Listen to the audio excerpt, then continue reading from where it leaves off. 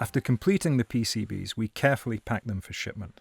Good packaging is crucial, not only to protect the circuit boards during storage at the customer's premises, but also to ensure the solderability of the PCBs. Before packing, the boards are counted, either manually or using an automatic machine which also reads markings to check part numbers and separate different date or batch codes. Finally, the PCBs are packed. Stacked on a tabletop, a desiccant is added to remove humidity from the shrink-wrapped package.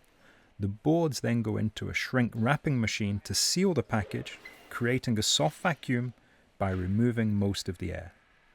Some factories also use a silver-coloured moisture barrier bag that offers better protection in humid environments. A label with identification and traceability data is added to the sealed package and packed into NCAB cardboard boxes. Upon customer request, your humidity indication card can be included inside the sealed package.